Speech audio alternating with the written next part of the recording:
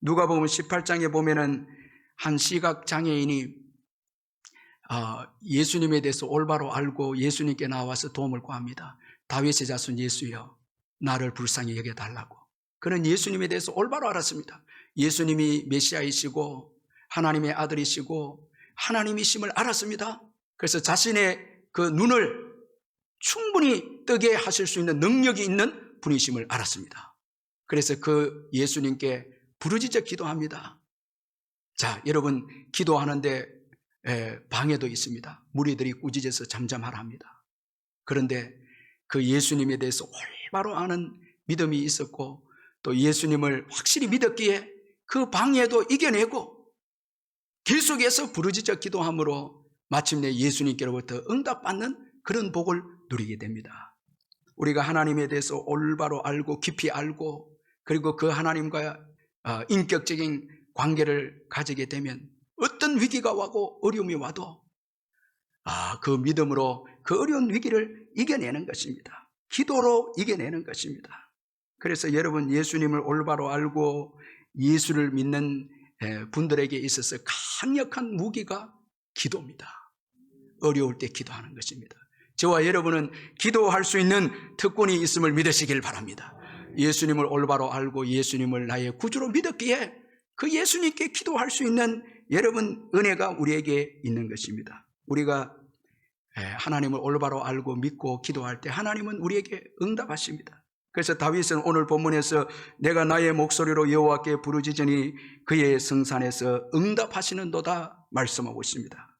여러분, 하나님은 살아계셔서 응답하시는 분이심을 믿으시길 바랍니다.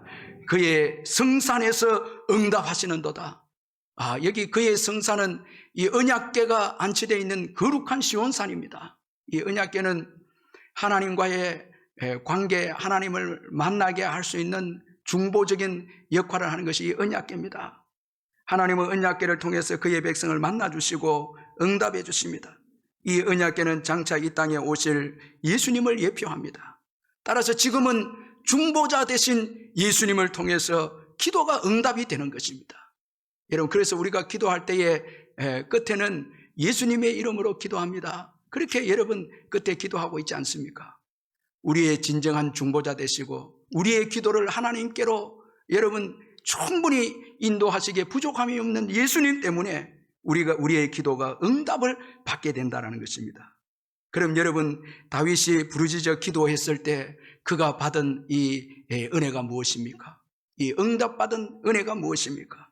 오늘 본문의 4절 5절에 보면 아주 중요한 은혜를 소개하고 있습니다. 우리 4절 5절을 같이 한번 읽어보겠습니다. 시작. 내가 나의 목소리로 여호와께 부르짖으니 그의 성산에서 응답하시는도다. 내가 누워 자고 깨었으니 여호와께서 나를 붙드심이로다. 자, 여러분, 우리가 기도할 때에 정말 하나님께서 우리에게 귀한 은혜를 주시는데 그 귀한 은혜가 바로 붙들어 주시는 하나님의 은혜입니다. 다윗이 기도했을 때 여호와께서 나를 붙드심이로다, 이렇게 말씀하고 있습니다. 자, 이런 붙들어 주신 은혜를 받았을 때 여러분, 다윗에게 어떤 일이 일어납니까? 자, 이 5절 이후의 말씀을 통해서 한번 보면 먼저는 일상의 복을 누리는 자가 되어졌습니다. 자, 여기 5절에 보니까 내가 누워 자고 깨었으니 여호와께서 나를 붙드심이로다. 하나님께서 그를 붙들어 주었을 때 그는 눕기도 하고 또 잠을 자기도 했고 그리고 또 깨어나기도 했다. 그렇게 고백합니다.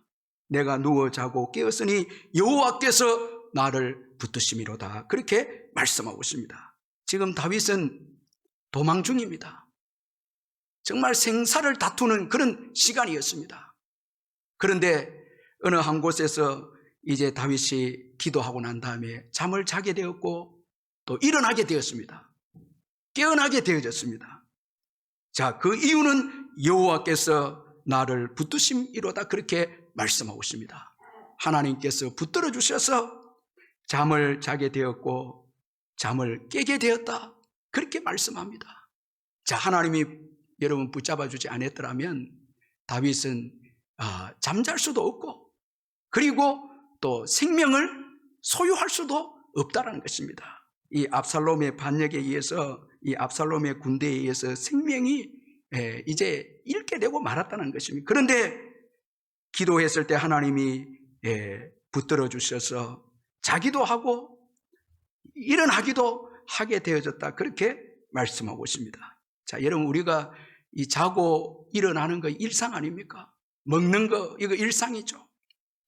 그런데 이 모든, 여러분, 이 일상생활도 하나님이 평안으로 붙들어 주셔야 우리가 살아갈 수 있다는 거예요. 이거 누릴 수가 있다는 거예요. 여러분, 오늘 교회 와서 예배 드리고 가정에서 또 예배를 드리는, 이 모든 예배를 드리는 것도 하나님의 평강의 은혜가 붙들어 주시기에 예배를 드릴 수 있는 것입니다. 하나님의 은혜가 있었기에 우리가 예배를 드릴 수도 있는 것입니다. 우리의 살아가는 모든 삶이 주의 붙들어 주시는 은혜 때문에 살아갈 수가 있다는 것입니다. 자, 오늘 집에서 교회로 오시고 가정에서도 예배를 때 아침에 여러분 이 배고픈 가운데 식사를 하신 분들은 정말 축복받은 분이에요. 배가 고파서 식사하는 게 은혜입니다. 신체가 건강하다는 거예요. 이건 여러분, 이건 은총입니다. 잠을 주무시게 되어졌다면 이것도 은혜고요. 또 깨어났다는 거, 이것도 은혜입니다. 깨어날 수도 없는 경우도 있습니다. 이 어려운 때, 코로나 때에 우리가 이렇게 살아가는 자체가 은혜입니다. 우리에게 문제도 있죠. 여러분, 힘든 일도 있고 두려움도 있고 어려움도 있죠. 그런데 우리가 이 평안한 가운데, 하나님의 평안 가운데 살아가는 거예요. 믿음으로 살아가는 거예요. 우리의 삶 배후에, 우리의 삶의 그 밑에는 하나님이 평강으로 여러분 붙잡고 계신다는 거예요. 붙들어주고 계신다는 거예요. 얼마나 큰 은혜인지 모릅니다. 우리가 어떤 때는 하나님의 큰 은혜를 피부적으로 느낄 때도 있지만 느끼지 못할 때도 있죠. 그러나 그때도 하나님의 은혜인 거예요. 이 어려운 때를 지나면서 믿음으로 살고 주님을 의지하게 되고 미래에 대해서 두려움이 있지만 그래도 공포에 사로잡히지 않고 하나님께서 도와주실 것이라는 것을 믿는 이 믿음을 가진 것도 평안으로 우리를 붙잡아 주시기 때문에 이 믿음이 있는 것입니다. 다 주님의 은혜입니다. 여러분, 양식만 있다고 해서 밥 먹는 게 아닙니다. 식사를 하는 게 아닙니다. 권력을 잡았다고 해서 식사하는 게 아닙니다. 풍랑을 만난 바울 일행을 보십시오. 권력을 가진 백부장도 거기에 있습니다. 풍랑이 오니까 권력도 소용이 없습니다. 양식이 있어도 밥을 못 먹습니다. 여러분, 잠도 못 잡니다. 그런데 하나님이 바울을 통해서 말씀을 해주어서 평안이 임할 때 식사하게 되고 여러분 소망을 가지게 되고 내일을 꿈꾸게 되고 살아가지 않습니까? 하나님이 은혜를 주시니까 여러분 안전을 기대합니다. 소망 가운데 내일을 기대합니다. 살겠구나, 그렇게 내일을 소망합니다. 은혜를 주시니까 그런 생각을 가지는 거예요. 그런 거로 오늘 내일이 있고 천국이 있고 천국에 들어간다는 믿음이 있고 오늘 하루하루 이렇게 살아가는 그 모든 것이 우리를 붙들어 주시는 하나님의 은혜 때문임을 꼭 믿으시기를 바랍니다. 다 하나님의 은총과 은혜인 것입니다. 예배도 이 드리는 거 하나님의 은혜입니다. 여러분, 드리고 싶어도 예배 드리는 것 아니고요, 안 드리고 싶다 해서 예배를 여러분 안 드리는 것도 아니고 하나님 강권적으로 우리를 또 예배로 인도하시면 예배를 드리는 거예요. 그래서 은혜를 또 받는 거예요.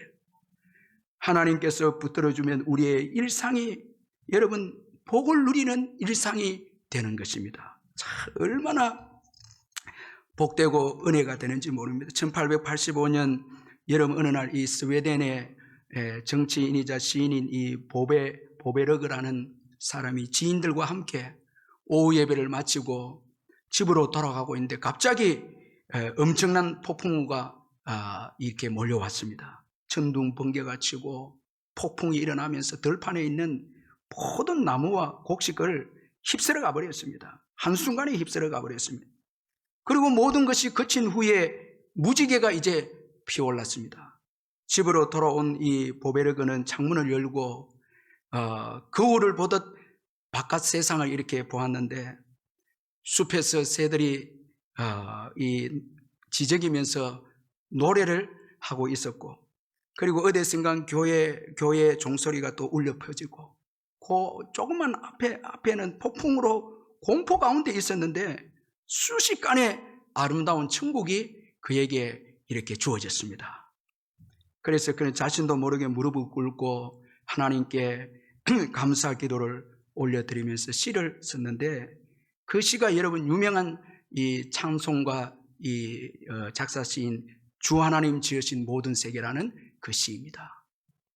하나님께서 이 모든 자연을 섭리하시고 새들의 소리, 무지개, 심지어 폭풍까지도 다 주관하셔서 그의 택한 백성들을 위해서 주시는 그 은총을 깨닫고 이제 이 찬송의 시를 쓴 것이었습니다.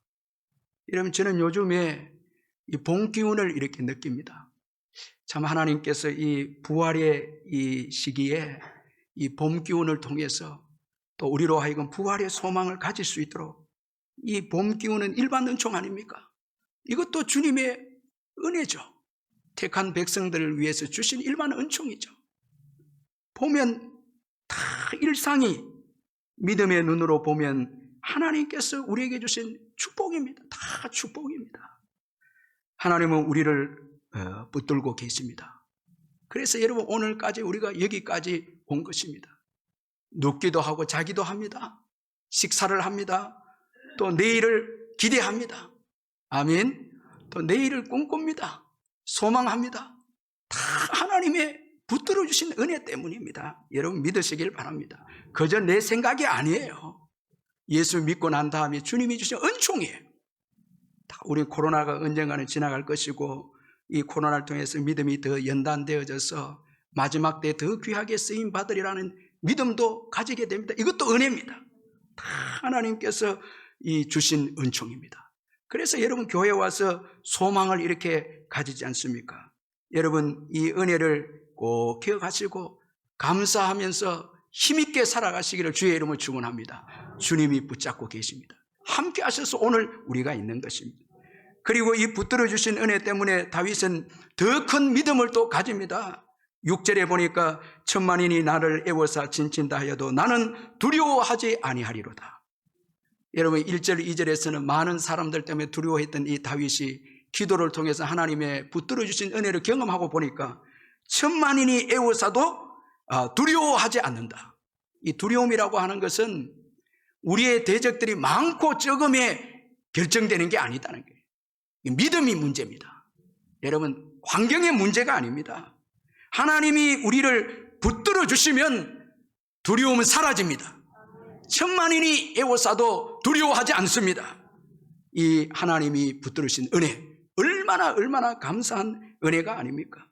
그래서 오늘 우리는 나름대로 작은 두려움은 있지만은, 여러분, 우리가 두려움에 빠져서 믿음까지 잃고 인생을 포기하는 그런 사람들은 아닙니다. 하나님이 주신 은혜 때문에 우리에게 소망이 있기 때문에 두려움을 이겨내는 거예요. 이 얼마나 감사한 일이 아닙니까, 여러분? 믿지 않는 자들은 두려움 때문에 그 두려움에 빠져서 생명까지도 포기하지만, 우리는 하나님의 붙들어 주신 은혜 때문에 두려움을 이겨내는 거예요. 예수 그리스도를 통해서 두려움을 이겨내는 거예요. 큰 믿음을 가집니다.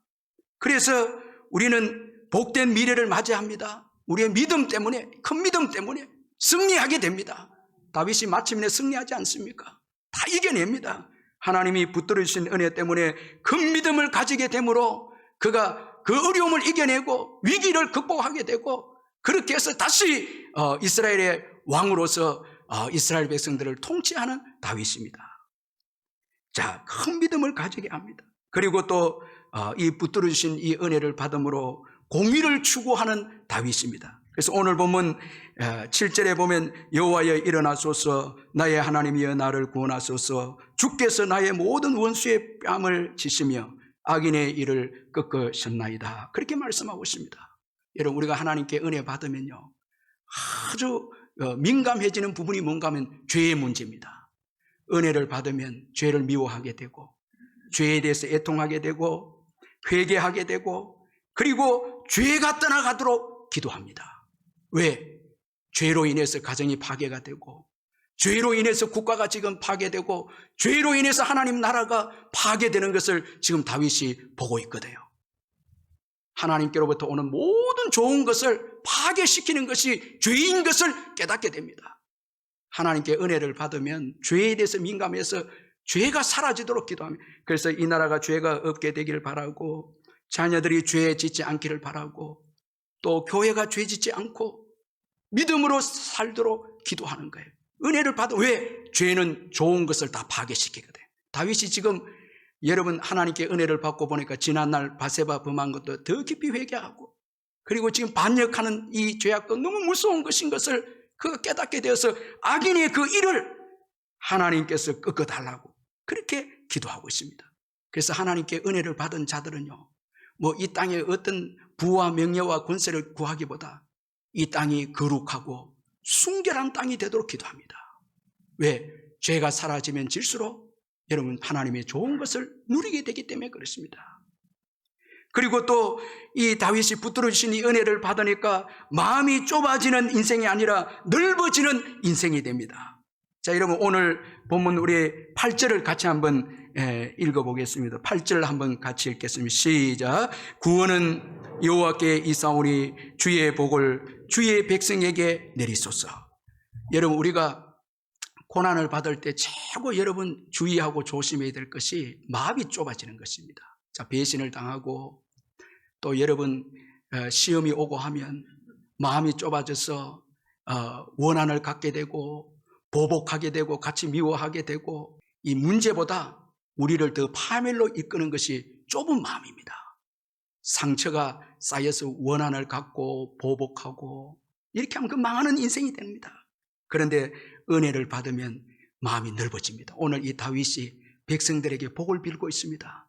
구원은 여호와께 있사오니 주의 복을 주의 백성에게 내려주옵소서.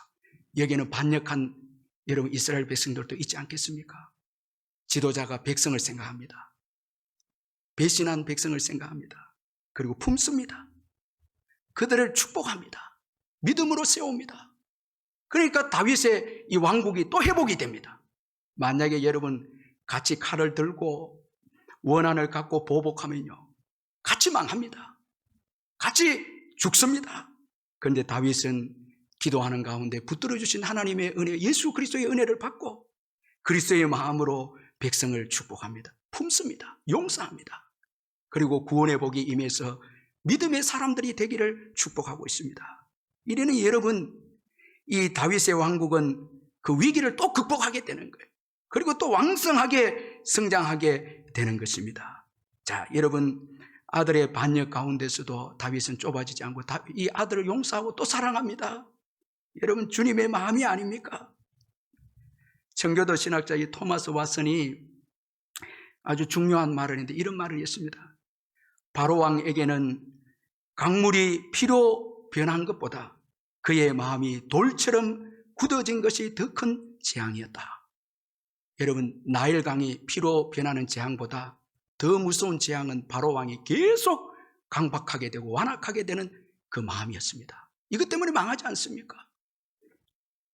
자꾸 여러분 더 완악해지고 더 강팍해지면 거기는 소망이 없습니다. 그런데 오늘 다윗은 회개하게 되고 힘들게 한 사람을 축복하게 되고 사랑하고 품고 관용하는 거예요. 이런 참 지도자가 여러분 있으면 얼마나 좋겠습니까? 교회도 그렇고 국가도 그렇고 용서하고 사랑하고 품고 거기에서 인물이 나오지 않습니다. 저는 결혼식 할 때마다 꼭 제가 강조하는 것은 남편을 많이 용서해 주라.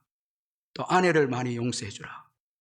그렇게 말씀을 하면서 용서를 많이 받은 사람이 위대한 인물이 됩니다.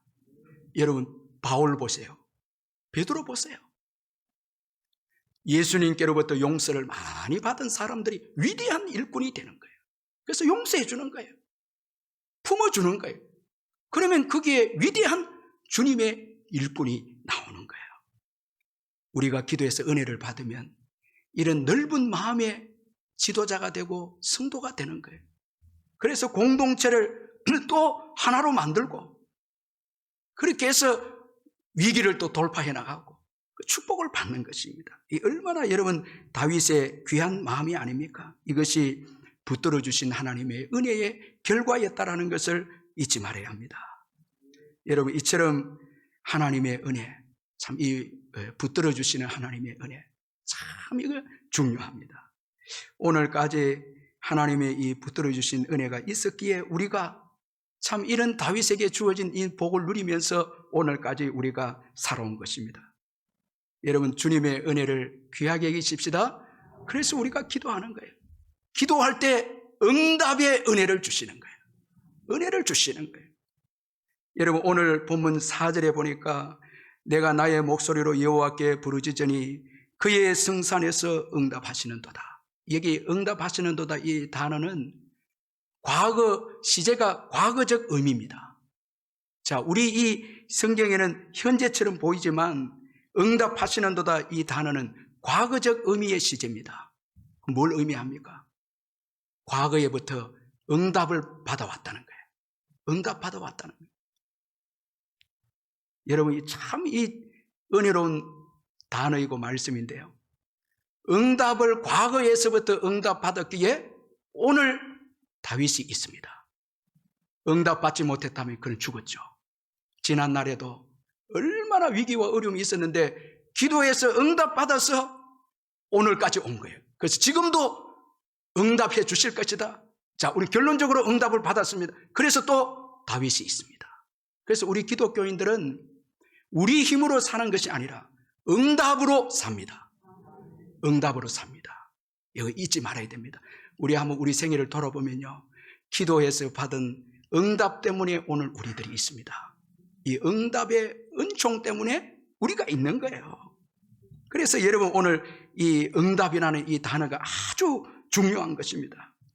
이건 하나님의 응답은 하나님의 통치를 의미하는데 때로는 내가 원하는 것을 얻는 응답도 있을 수 있고 내가 원하는 것 기도했는데 하나님이 원하는 것 주시는 것도 응답이고 때로는 내가 원하는 것 기도했는데 거절하는 것도 응답이에요.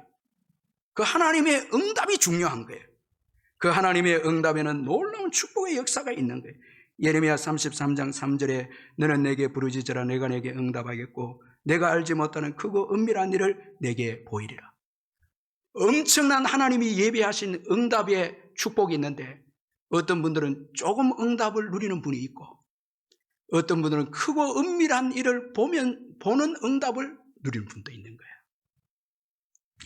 제가 이 허드슨 테일러 아들 이 하워드 테일러의 이 선교 중국 내륙 선교의 간증을 들어보니까 아버지가 돌아가시고 이 하워드 테일러가 이제 내륙 선교회를 이끌어가는데 그 선교부 지도청에서 한 번은 기도하는 가운데 200명 사역자를 이제 그 추가로 사역자가 필요해서 하나님께 기도하기 시작합니다. 하나님의 그 사인으로 기도하기 시작하는데 200명 선교사가 이제 오려면 선교지를 지금은 선교본부가 너무 좁으니까 선교본부를 이제 옮겨야 되지 않습니까? 그런데 많은 기도 응답으로 이 선교본부를 옮기는데 땅을 파는데 엄청난 비싼 돈을 받는 거예요.